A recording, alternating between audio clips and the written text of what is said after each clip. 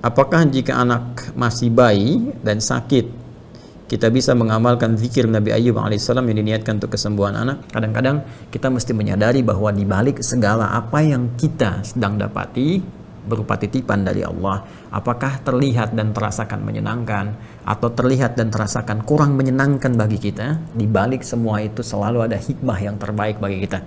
Dan penyakit itu juga ketika diujikan, ingat, ujian, semua yang menimpa kita ujian. Di antara ikhtiar itu ada yang sifatnya berbentuk spiritual, ada yang berbentuk ikhtiar muamalah kehidupan kita.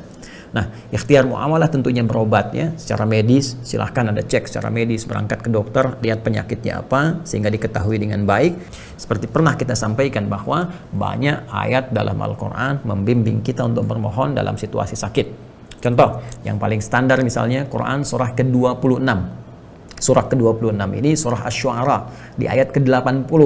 Ini doa dari Nabi Ibrahim alaihissalam ketika diuji dengan penyakit. Jadi begitu ada penyakit ringan ataupun berat terasakan, bagi kita khususnya misalnya atau kerabat yang terdekat kita untuk menyadarkan pada kita, maka lafadznya langsung diabadikan oleh Al-Quran. Wa idza maridtu fahuwa yashfin.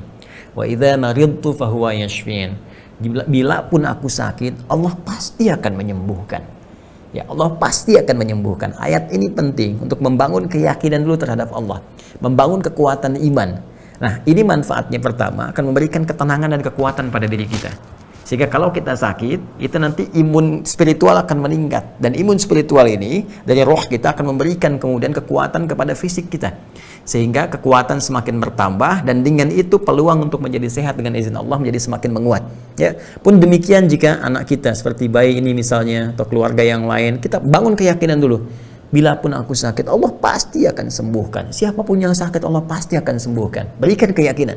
Ya, setelah kemudian dengan itu, maka kita pindah kepada ayat-ayat yang lain. Nah, di antara ayat-ayatnya misalnya, kita bisa lihat surah yang pertama 7 ayat sekaligus. Surah Al-Fatihah. Masih ingat teman-teman sekalian? Surah Al-Fatihah.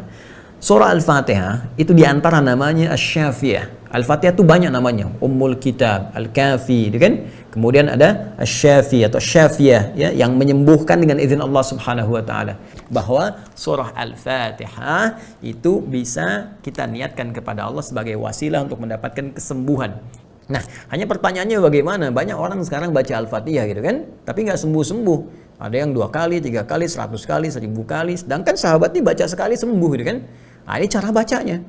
Maka bagaimana cara baca ayat Al-Quran sehingga ayat ini bisa memberikan dengan izin Allah satu manfaat kepada jiwa dan obat dari penyakit.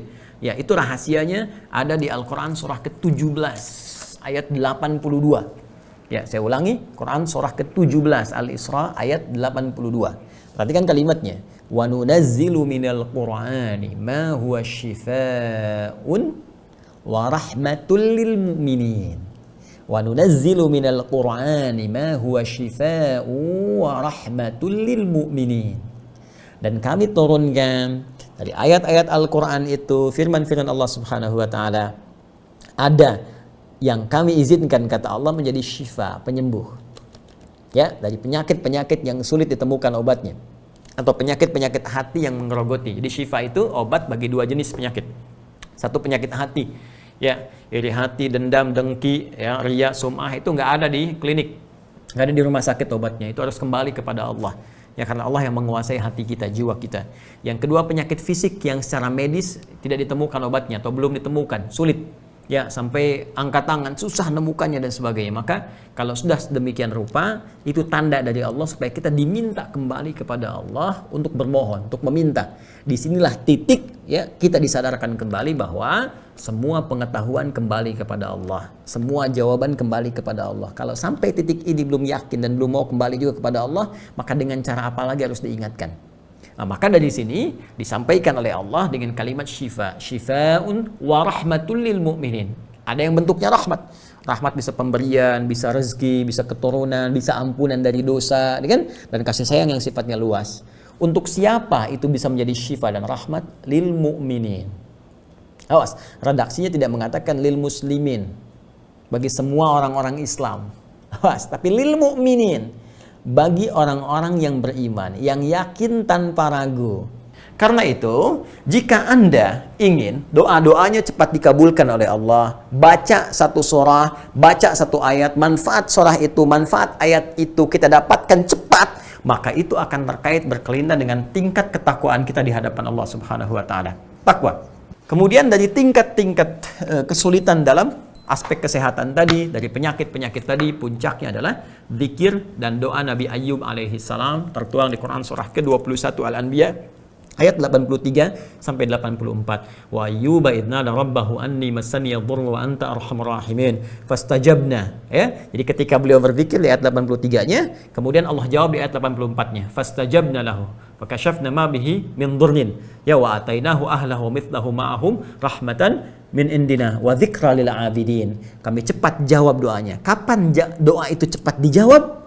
Ya, rahasianya di ujung ayatnya. Ayat ke-84 lihat di ujungnya. Wa dzikra lil abidin, dan ini menjadi pengingat bagi hamba-hamba Allah yang abid. Apa itu abid? Nah, sifat menunjuk pada kuatnya ibadah. Ya, dari kata abada ya'budu, orang disebut abid, ya, ibadah tingkatkan dan zikir tadi pakai. Rabbi anni masani yadhurru wa anta arhamur rahimin. Anda bisa katakan, ya Allah anta arhamur rahimin, Allahumma anta arhamur rahimin, Allahumma anta arhamur rahimin, Allahumma shfi ya Allah, Allahumma shfi ya Allah, Allahumma shfi ya Allah sabiyya, ya Allah berikan kesembuhan pada bayiku, ya Allah berikan kekuatan, kesehatan dan hikmah terbaik di balik ujian penyakit ini.